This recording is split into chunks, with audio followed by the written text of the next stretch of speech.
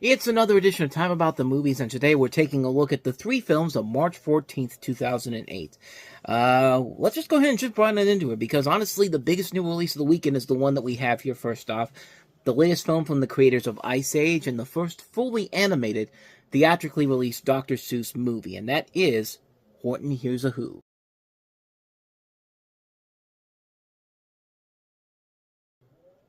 Boy, talk about a redemption arc for so many involved in this movie.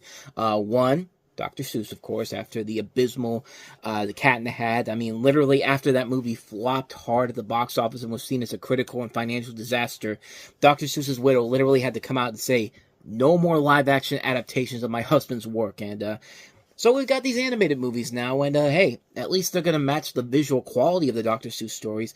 But not only that, Cinco, Paul, and Ken Dario, who we talked about them on the last episode, who wrote College Road Trip. This was a nice return to form for them.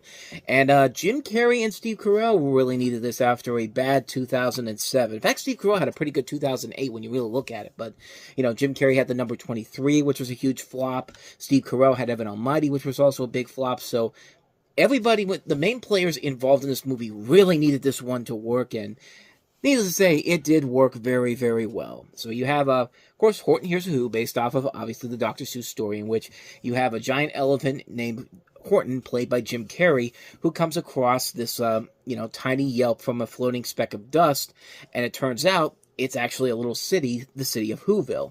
And, of course, you have the mayor of the town, played by Steve Carell, and also you got his wife, played by Amy Poehler. This has a stacked cast of voice actors in here, you know.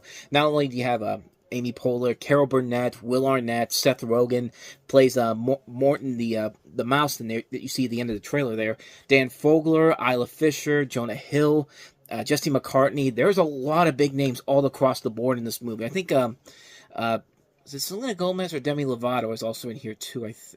Selena Gomez, like, she has a little role in here as well.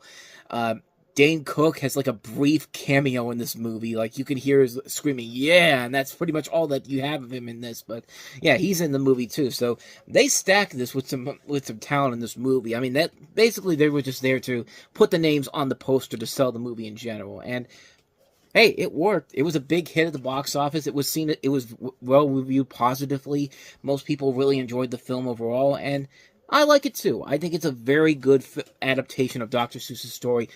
Honestly, it may be the best adaptation of the Dr. Seuss story that has been told, because I didn't like Cat in the Hat. I really didn't like the Lorax, but I like the two Grinch movies. I like the Jim Carrey one. I like the Benedict Cumberbatch one, even though both of them have their own separate things I don't like about them. But both of them I do really enjoy a lot, and I'm really kind of curious to see where they go with Dr. Seuss movies down the road now that they're under Warner Brothers. But yeah, you can see that Blue Sky Studios did a pretty good job of capturing the magic and spirit of the original visuals from the Dr. Seuss storyline, which is something they would later do with the Peanuts movie, which is probably their best overall film in general.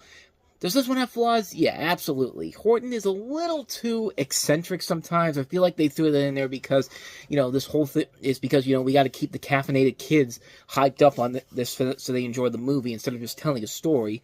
And yeah, a little of that goes a long way, but it's never to the point where it's, like, ear-grindingly annoying. Like, the trailer makes it feel like that's going to be the whole movie.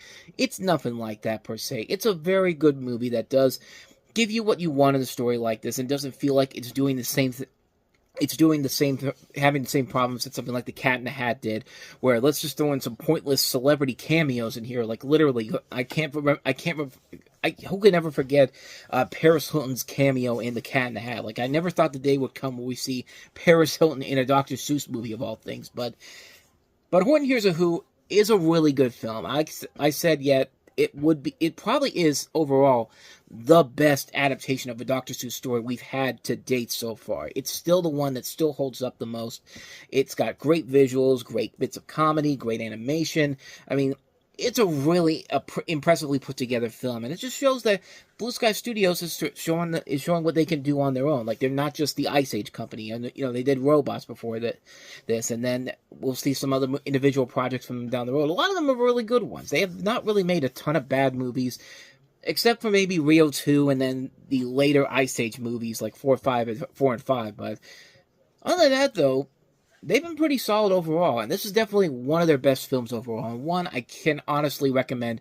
I can't recommend this one even more than I usually would. So now I'm already getting my words mixed up here. This is one I recommend a lot. Forget what I said beforehand, but this is one I easily do recommend.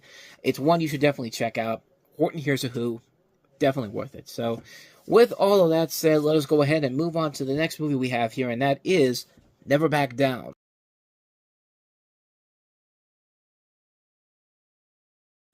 I should mention that this was directed by Jeff Wadlow. That should be your first warning sign to stay the hell away from this movie. You have the story of a frustrated and conflicted teenager who arrives at a new school and discovers an underground fight club there. So it's basically another Karate Kid. I mean, it's literally the Karate Kid, except take Mr. Miyagi out, put in Jaimin Hansu, and take Ralph Macchio out as a character you actually do want to root for, and bring in this obnoxious, bland teen star that they're trying to build as the next big thing, and Sean Ferris. Oh, and throw Amber Heard too for the guys who have to be dragged to this movie too. And sure enough, it's a movie that becomes a hit, and it did become a hit, and eventually led to a series of direct-to-video movies, which that should tell you everything they know. They made this to just for no other reason except to get a series of films out there that have nothing to do with the original story, which is a story that has been done to death so many times before. The fighting is not even that interesting.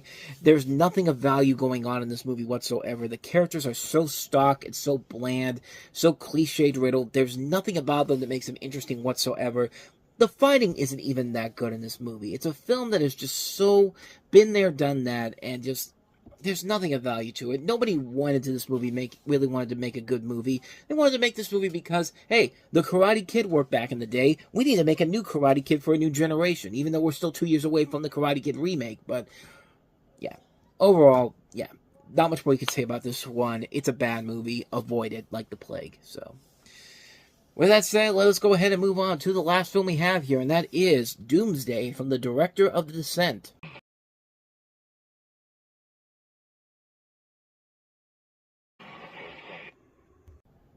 That trailer pretty much tells you everything you need to know about what they were really trying to sell. The ass of Rona Mitra, whatever is there, because yeah, they did not do a good job of making people want to see this movie, or see it, knowing that they've got a hot chick in the movie. Because yeah, this is a film that, kind of like with Never Back Down, it's a film we've seen done to death before so many times and done much better. It takes place in a future in Scotland, which has been quarantined because of a deadly virus. When the virus is found in London, political leaders send a team led by Major Eaton Sinclair, played by Rona Mitra, to Scotland to find a possible cure. Sinclair's team run into two types of survivors: marauders and medieval knights. Yeah, it's that kind of a movie where they're just throwing whatever they can at you. It's literally just an attempt to try to make a new Mad Max for a new generation, while also trying to say, hey, medieval knights are still pretty cool. I mean, that's all I got from that, but yeah, this movie is rough, man. This is a film that is just so all over the place. It makes no sense whatsoever. There's not a good indication of what they're trying to do here, and the originality just isn't there. I mean, this is a film that's literally trying to be a new Mad Max, but the difference is you don't have George Miller's unique filmmaking abilities and writing abilities to keep the film afloat, and it just falls apart right from the get-go. There's just nothing of value here in this movie, and it just really is just nothing but noise. Like everything from the lackluster action, the pointless editing that looks like something out of a bad Guy Ritchie movie, excessive violence that's just way too over the top for its own good. I mean, this is a film that is just such a mess of a film, and it feels like a film they were literally trying to do everything in their power to try to sell on something that is just not there. It's just not there whatsoever. It's a terrible film. It's a really lackluster film. What more can you say, man? Doomsday, another one you can avoid like the plague.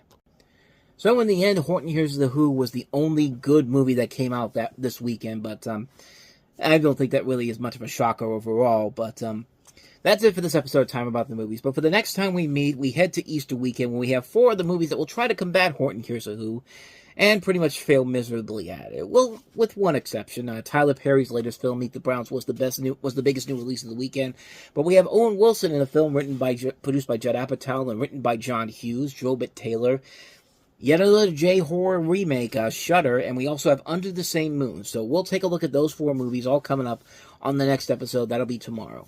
But until then, thank you so much for watching, and if you want to see more videos like this, please go ahead and hit the playlist on the next page. Check out the previous episode, and also don't forget to hit the like, subscribe, notification button, and the bell. That's when you get updates on when new videos come out, and we do post new videos here every day. So with all that said, I am off. I will see you guys next time, and until then, as always, take care.